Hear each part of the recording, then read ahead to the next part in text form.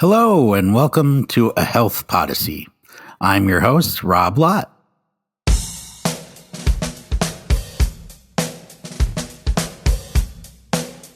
Today, we have a very special episode of the Podyssey. That's because we're recording with a live audience.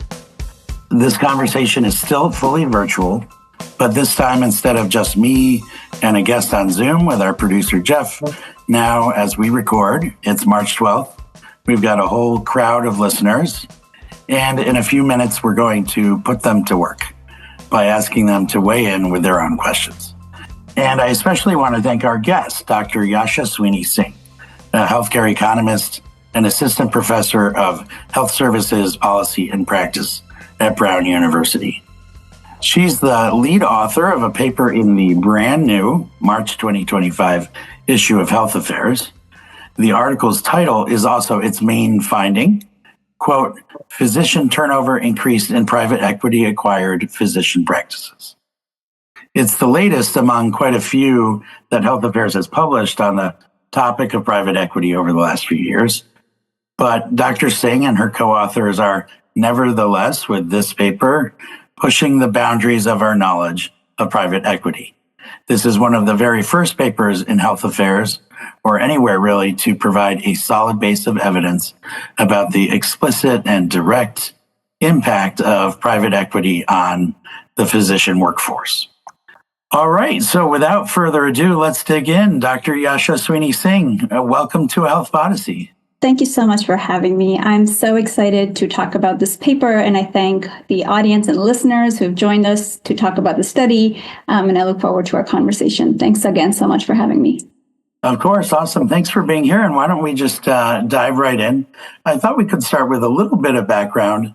As I've mentioned, we've published quite a few pieces on private equity in healthcare. Just a few weeks ago, we hosted Dr. Zeri Song on this podcast, where he pointed to recent estimates of private equity in healthcare.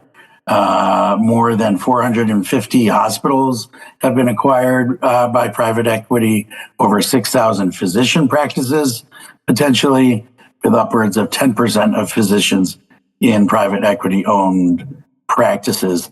Is that consistent with your own understanding of the changing footprint of private equity in healthcare? And what do you see as some of the factors driving that growth? Yeah, that's a great question to kick us off. I must start by saying it's really difficult to precisely estimate how many deals or how many investments have been happening in healthcare that have been backed by PE firms. A large reasoning behind this is the lack of systematic reporting or disclosure requirements. So just with that caveat, the numbers shared by Dr. Song are certainly consistent with trends that we've been seeing as well. Over the last decade or so, PE firms have invested $1 trillion in the American healthcare system, and investments have ranged every setting of care, from cradle to grave, as one co-author pointed out. So this includes neonatal services, fertility services, primary care, hospitals and emergency rooms, as Dr. Song pointed out, but also other areas like nursing homes, assisted living facilities, hospice, and home health. So there isn't any segment within healthcare that has been, unaffected by these trends. Now, when we think about factors that have led to the evolution and growth of PE in healthcare, it's a little harder to answer that question because there are a complex interplay of factors here that are relevant. So first, we have an aging society and an aging population. As people get older, they demand more healthcare services. And for PE firms, that signals sustained demand in an industry where returns are almost guaranteed because you have a demand in place that's expected to grow. Second, I would say, and I'm sure a lot of us on this call would agree, the U.S. healthcare system is often characterized by a lot of attributes that make it really frustrating as consumers to interact with the system, right? It's characterized by a lot of waste and redundancies, a lot of inefficiencies, high administrative cost and high administrative burden. And so some might say, or proponents of these trends might say, that PE firms are drawn to healthcare as a way to offer a solution to some of the attributes that can be so frustrating for consumers. Firms tend to focus on driving efficiencies, and if there's one area where those improvements are desirable, it's certainly within the healthcare system. The other thing I have to mention is historically interest rates have been low. So, operating in a historically low interest rate environment means that PE firms have been able to access debt at relatively cheaper rates. And so that's kind of fueled their expansion. But overall, I think the takeaway is that PE firms have embarked on this rapid, remarkable pace of consolidation and investment in healthcare in the U.S., spanning every segment. And there are a variety of demand and supply sort of push and pull factors at play here. Got it. Well, with such rapid change comes, I think, some opportunities to study what's behind it. A lot of prior research has looked at some of the effects of private equity acquisition on provider practices. And I'm wondering if you can give us a quick sense of what the literature over the last few years has shown. Is there a growing consensus about the effects of private equity acquisition on things like costs, utilization, even outcomes? Absolutely. So the literature, the academic literature, is fairly consistent in showing that when PE firms acquire a hospital or a physician practice, the cost of care goes up, right? Prices go up. Prices paid by commercial insurers go up, and that has implications for the cost of care for patients directly.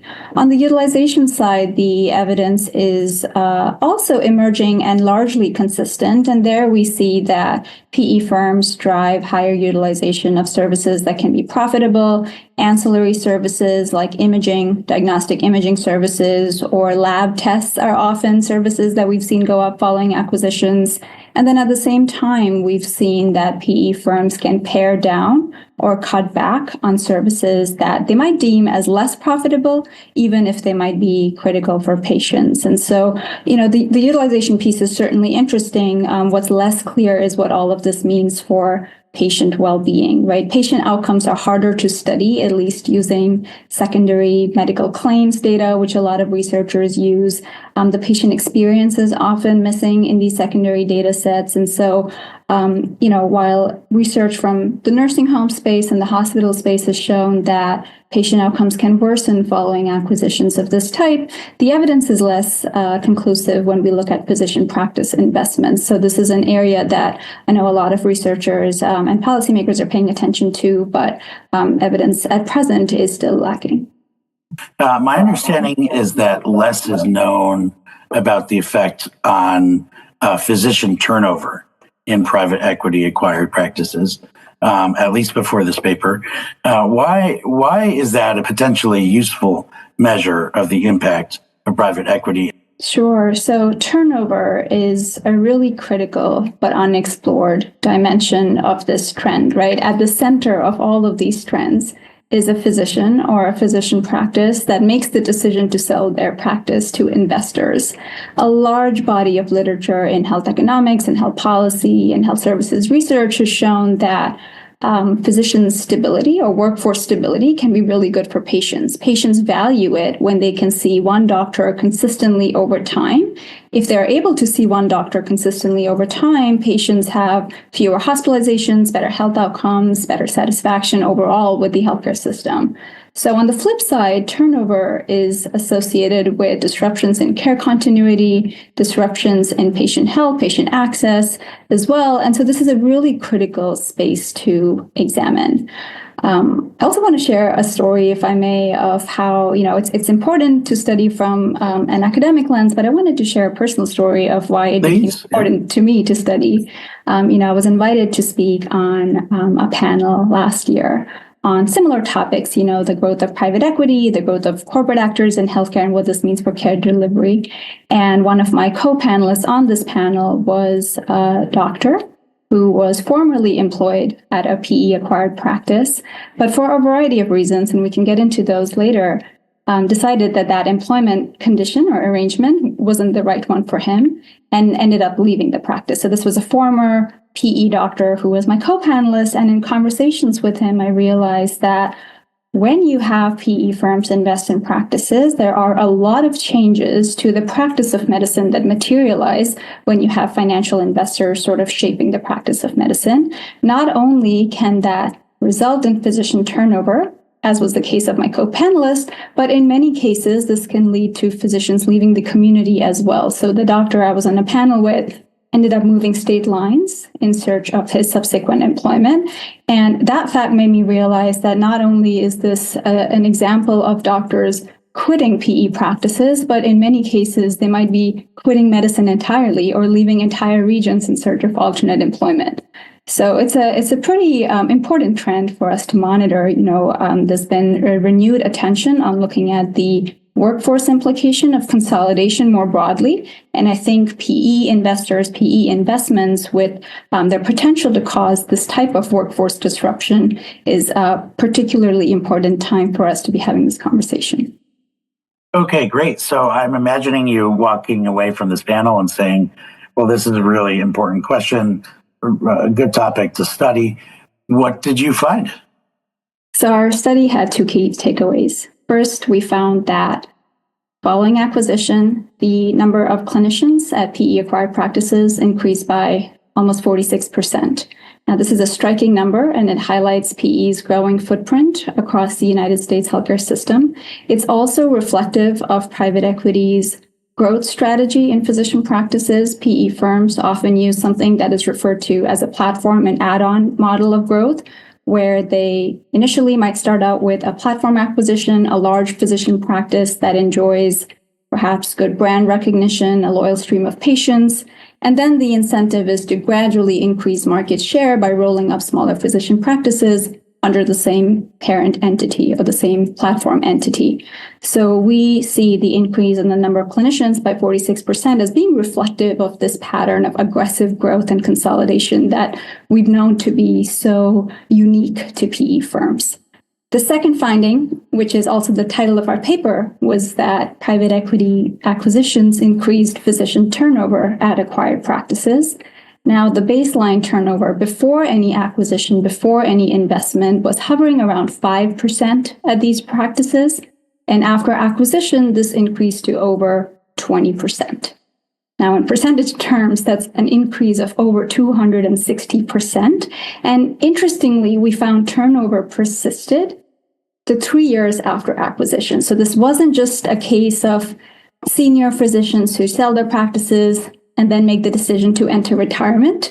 To the contrary, we found that a lot of the physicians who were exiting practices, making up this group of physician turnover, a lot of those physicians were under the age of 60. So around 70% of physicians were under the age of 60. The average age of the exiting physician was around 50 years.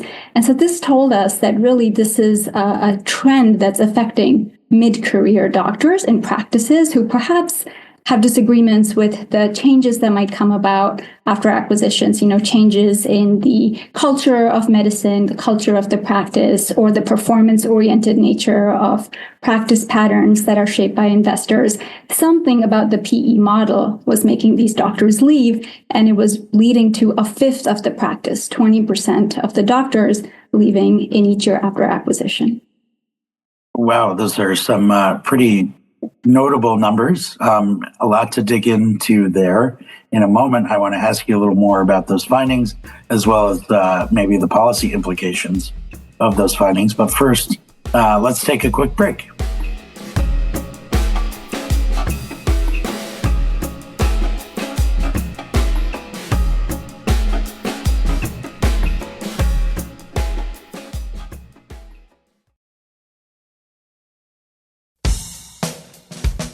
And we're back. You're listening to our conversation with Dr. Yashaswini Singh about the impact of private equity on physician turnover. Dr. Singh, how do non-compete clauses fit into this puzzle? What does your data imply about the role of non-compete clauses? That's such a great question. I'm so glad you asked that. So I want to start by acknowledging that a lot of employment contracts that are put in place after acquisitions of this nature often have non-disclosure agreements and non-compete agreements. So the former makes it really hard to understand the latter.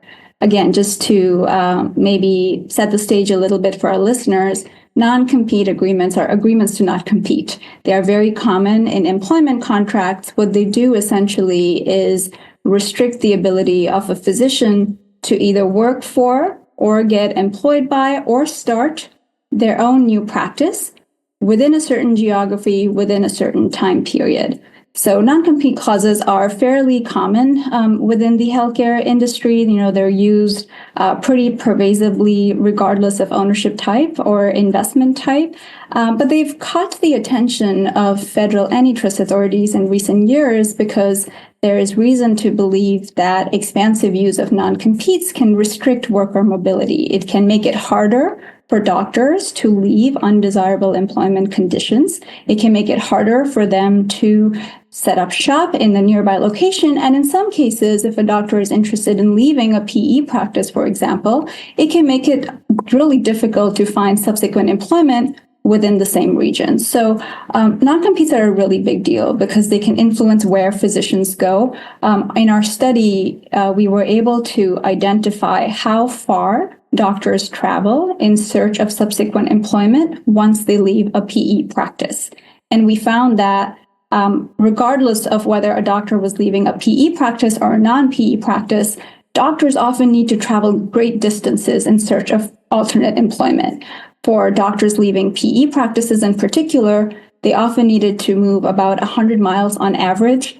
And I must say, I presented this work to a group of doctors, a board of directors of a physician professional association last week. And when I mentioned this number, 100-mile move in search of subsequent employment, there was an audible gasp in the room, right? Because it's so difficult to understand the parameters of non-compete agreements because they're often paired with non-disclosure agreements. So I'm glad that the renewed focus on PE has brought this kind of spotlight on the use of non-competes in healthcare, because in many cases we're seeing not only are doctors switching jobs, but they might be leaving entire regions entirely. That 100-mile radius, is your sense that your co-panelist who moved to another state, is that part of what was behind his decision to shift locations? There can be many factors that shape where physicians go in search of alternate employment arrangements. The presence and parameters of non-compete agreements is certainly one factor, and we'll never know for sure. But the other, perhaps more important factor that we should be aware of is, again, the platform and add-on consolidation model really means that for some physicians and some specialties, there might not be a lot of non-PE employment opportunities available in certain regions. If a PE firm has already consolidated a local market, and we have examples of some states and some specialties having 80% PE penetration, 70% PE penetration. That means for a doctor who wants to leave a PE practice, they might not have any option but to perhaps move across the country, move across state lines, or quit practicing medicine entirely. And unfortunately, I've had some very disturbing conversations with folks who've had to make those difficult choices as well. Okay, well, let's turn to our first listener question. I have a raised hand from Lori Andrus. Great, thank you. I'm in public health, and so my familiarity with this topic is only from teaching Healthcare Finance 101, plus I'm in public health again. But I'd like to, if possible, hear some comments about how this impacts the average community or consumer, and then a discussion about regulations and policies that are in place to deal with this, if there are any. Thank you. Absolutely. Thank you so much for that great question. From the patient perspective or the community perspective, one thing that we haven't talked about yet, but that's very relevant to consider, is that non-competes can often make it difficult for physicians to inform their patients when they're leaving a practice, or take their patients with them if they're quitting a practice to join a competing practice. For the patient, this means that your doctor might one day just stop practicing at a location that you might have, a history with, and nobody will be able to tell you why that is the case. In addition to that, nobody will be able to tell you where the doctor went. And so it makes it really hard to establish continuity in the patient-physician relationship, which again makes it really hard to establish trust between the physician-patient relationship, which is such an essential component of care delivery and patient outcomes. Okay, next question we have in the Q&A is from Cheryl Damberg. She asks, do you know whether some of the departures are from older physicians who view this as an opportunity to get a large payout and leave practice? Thank you so much for that question, Cheryl. So that is certainly part of the picture here. For other listeners who might be less familiar, oftentimes when you have a physician partner who makes the decision to sell their practice, they're often rewarded a large financial payout as sort of their ownership stake in the practice that they sell to investors. And this kind of payout can encourage early retirement decisions or make them slowly wind down their operations in their practice. So it certainly is one aspect of driving physician turnover. We didn't examine this question directly, but we did look at the age composition of physicians who are exiting practices. And we found that the majority of physicians who are quitting PE-acquired practices tend to be younger, mid-career professionals, so around 50 years old on average. And so this, to me, even though we didn't directly examine the physicians who might be retiring, this finding to me suggests that it's more than just the group of physicians entering retirement, and seems to be a trend that's more focused on mid-career doctors who might not see a path to ownership or partnership within the practice anymore after these changes. Our next question is a raised hand from Ijeoma Nodimapro. Well, hi, my name is Dr. Ijeoma Nodimapara. I'm a physician, scientist, and community advocate, and I thank you very much for this topic. My question is around patient outcomes. Have we noticed any impact of this change or this trend on patient outcomes and other healthcare or public health metrics? Thank you for that question. I think central to all of this is what happens to the patient. So it's a very important question. Unfortunately, because of the secrecy that often accompanies a lot of these transactions, there hasn't been any direct research that examines what the changes in workforce turnover or composition after acquisition mean for patient outcomes. So that direct link hasn't been established, but there's a growing body of work that shows patient outcomes don't appear to improve after PE firms get involved in care delivery. We've seen this to be true in the hospital setting, the nursing home setting, and so on. And at the same time, with this study and another recent study published last week, we know that there are changes to the workforce. So they're independent facts at this point. But again, putting this in the context of the broader literature, we know that an important aspect of physician turnover is diminished care continuity. And we know that care continuity from a variety of settings is so essential for patient health and patient well-being. When patients see the same doctor, they have fewer hospitalizations, fewer emergency admissions, better care experience. And so there's reason to believe that the flip side, when physicians are made to see fragmented providers or are not able to establish trust with their providers, there's reason to believe that that would affect patient outcomes in undesirable ways. We have another question in the Q&A focused on reimbursement denials. This questioner is sort of pointing to perhaps an increase in denied reimbursement or perhaps lower rates, and the question of whether or not that changes the attractiveness of a health practice to a potential private equity acquisition, or are payers also being acquired by private equity? I guess the underlying question is about sort of the incentives or potential attractiveness of PE acquisition related to payment rates and spending.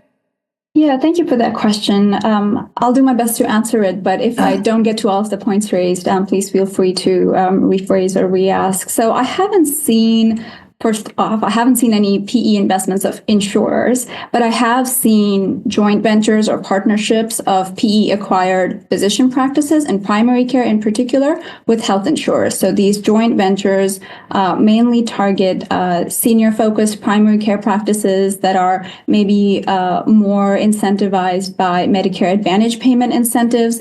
We could have a whole separate conversation on that topic. So that's all I'll say about that for now. And then on the topic of payment denials or, PE somehow figuring out different payment incentives that exist when it comes to interactions with insurers, there's been consistent evidence now that private equity acquisitions, with their emphasis on platform and add-on roll-up consolidation, increases the bargaining leverage that practices have to negotiate higher, more favorable reimbursement rates from commercial insurers. So we know the cost of care goes up about 10 to 26%, depending on the clinical area you look at. And at the same time, we know that in certain areas like emergency medicine, for example, where PE firms might be deploying an out-of-network billing strategy, we've seen from the No Surprises Act public data that a lot of the disputes being filed to get higher sort of out-of-network rates have been also led by PE-backed entities. So I must emphasize, and I love to say this, if you've seen one PE acquisition, you've seen one PE acquisition. And I mean that to say the strategy to deliver profitability and higher returns is very context specific. And so we know that overall the cost of care goes up, but the mechanism to drive higher cost of care can differ across settings. It might look like out-of-network billing and denials in one setting, but it might look like higher negotiated prices in another. Great. We have another question in the Q&A from Sihoon Kwok that asked how PE acquisition of physician practices has evolved since the early 2010s. And now I know we covered the sort of general increase in the volume of PE acquisition, but I'm wondering if you can say a little more about perhaps how those techniques or focus areas have changed. Absolutely. So PE investments in physician practices was a trend that began to materialize around 2014, 2015. The early investments were in procedural specialties such as dermatology, gastroenterology, ophthalmology, so on, where really the emphasis for revenue generation was tied to fee-for-service payment incentives and on increasing the provision of a lot of procedures, right? As I mentioned, an aging population makes these settings very attractive to investors. A lot of people, as they age, will need skin biopsies and colonoscopies and cataract surgery. So it's no surprise that these were some of the specialties that caught PE's attention in that 2014, 2015 timeframe. Now, if we look more recently, sort of around the period and the onset of the COVID-19 pandemic, investors have focused instead on value-based areas of care like primary care, cardiology, and oncology, where there might be a little different focus on maybe looking at comprehensive care or holistic care for the patient across the care continuum rather than providing or delivering procedures. And so in primary care, for example, we've seen acquisitions grow starting 2019, 2020, and this is still an area where investments and exits continue to materialize, so will be important to monitor going forward. We've got another question in the Q&A from Greg Block. Greg, good to see you here. He asks if we've seen any evidence of collective physician action via medical specialty societies or other means to basically saying no to signing a non-compete agreement.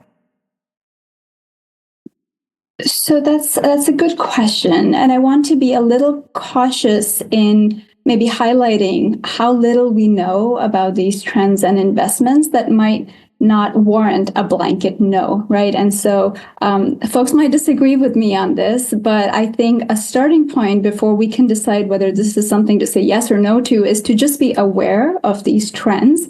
And in my conversations with policymakers and regulators and professional societies, it's not clear to me that these important stakeholders have the necessary data and information they would need to even understand whether this is something that there needs to be better regulation or checks and balances around. So we can get into talking about policy levers and policy remedies here, but as a spoiler, the first and foremost principle here is to ask for greater ownership transparency, because you can't solve a problem you can't see. You can't solve a problem if you can't agree on the magnitude of the problem. And an essential component to doing so is having better data on ownership structures of physician practices and other entities that are receiving corporate investments, including from PE firms. Great. Well, that's maybe a good segue to return to one of the original questions, as well as some other concepts we've kind of hinted at. What are our policy options to address some of these changes? What have we seen implemented so far, if anything at all? Rob, I could have an entire separate conversation on this question. I spend a lot of my time thinking about that question. So I'm happy to share some of my thoughts around this with you. A lot of our conversation around private equity investments in physician practices has been centered around the platform and add-on consolidation strategy. So if I've convinced you that consolidation is the key concern here, then the policy remedies lie in greater antitrust enforcement.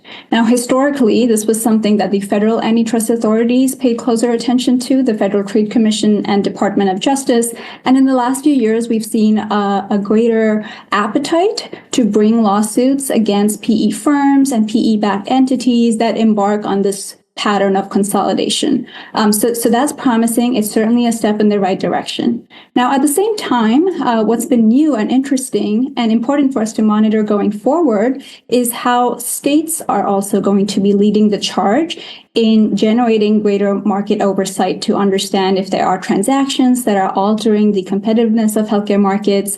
We've seen many states introduce legislation, take greater action, put greater enforcement authority in the Office of the Attorney General, for example, to hold PE firms more accountable. So as a first sort of policy lever, I see antitrust enforcement or antitrust scrutiny as something that can help catch acquisitions that are particularly likely to result in higher consolidation or higher prices or restricted access. And that's a role that historically was played by federal agencies, but now we're seeing states do more of. Now, if the concern is around physician autonomy and clinical judgment and physician mobility and concerns around well-being of the workforce, then antitrust tools might not be enough to remedy those concerns. So if that is a concern, then we've seen states reconsider their corporate practice of medicine doctrines to kind of bring them into 2025 to reflect the current realities of healthcare markets. We've also seen different states take up bills to ban non-competes or make them less restrictive or less enforceable in the context of healthcare workers. So that also is a promising direction. And then finally, and I alluded to this earlier, underpinning all of this is a desire for greater ownership transparency. Many times, state policymakers and federal policymakers are convinced that this is an area that warrants greater attention, but they're unsure how much of this is a problem that's affecting, their local constituencies or their local markets. And so having better data on ownership structures, on ownership changes and incentives that can shape the way medicine is practiced, I think all of this will go a great way into helping researchers and policymakers and physicians understand who is the ultimate owner, who then influences the way medicine is being practiced. What a great overview of kind of the policy landscape there. One question we have in the Q&A from my colleague, Michael Gerber, asks about the results of your study and more generally, what is unique to PE acquisition versus, say, more traditional consolidation and acquisition and mergers overall? So you'll have to stay tuned for my next paper for that. All right. No, but I'm kidding. I can give you an answer. But also, this is an important question. So we're taking a closer look at it systematically. But I can tell you, PE in many ways has not invented the playbook of consolidation. We've seen for the last decade or so, the dominant trend in consolidation of physician practices has been the acquisitions of physician practices by hospitals and health systems. More recently, we've seen other players like health insurers and retail companies and healthcare conglomerates get involved in buying up physician practices. And so the question raises a good point, right? Like, how much of what we're talking about is unique to private equity? And should we be disproportionately concerned about these trends if they're backed by PE firms? So that's a great question. The answer we're still waiting for, and it's an empirical question, so that's the good news. But I can tell you there are specific attributes of PE that perhaps warrant a closer look. So the first is, these are investors that are acquiring the majority stake investment in entities with the desire to exit. And so exit incentives seem very specific to PE firms, where if you have a hospital that's buying up a physician practice, they might not be looking to sell the practice within a 3-year horizon. But for PE firm involvement, it is essential for firms to exit in order to generate their own expected payoffs. And some of my earlier work in Health Affairs Scholar actually has shown that PE firms, when they invest in physician practices, they tend to exit within a 3-year horizon. And exit takes the form of sale to other PE firms. So that kind of restarts the cycle of buying to sell and might be one sort of amplifying factor in care continuity and care disruptions that follow consolidation. The other factor that's unique to PE is the use of borrowed money. A lot of these investments are made by using large amounts of debt. Often 60 to 90% of the deal value is made up of debt or borrowed money, and the debt is placed on the balance sheet of the acquired entity, not the firm itself. And so this can create financial pressures for the practice to not only service debt payments, but have this huge kind of burden that's placed on their balance sheet, which can then change or reprioritize what kind of services they offer, what kind of patient populations they seek, and so on. So, my thinking is, a lot of the things we've talked about as being specific to PE might be concerns that apply more broadly to different types of entities that are spurring consolidation. But at the same time, there are some unique features that warrant closer attention. Great. Well, you have your work cut out for you with future research topics. That's really promising. We're going to turn to a question from Robert Schreiber, who asks whether there are geographic regions where this is happening in particular, and are there acquisitions happening where managed care and value-based care is less prevalent? The regions that are most affected by these trends seem to be, states in the Southeast, but also in the Northeast. So we've seen Texas, Arizona, and Florida standing out as regions that have attracted a disproportionate number of acquisitions relative to the rest of the country. And then certain pockets of the Northeast also emerge as lucrative targets. There's some variation across specialties, but I would say in general terms, those are the regions that have been very attractive. And the second part of the question was investments outside of value-based care. Yeah, I think the question was, is the prevalence of value-based or managed care practices, does that sort of affect the likelihood of private equity coming in?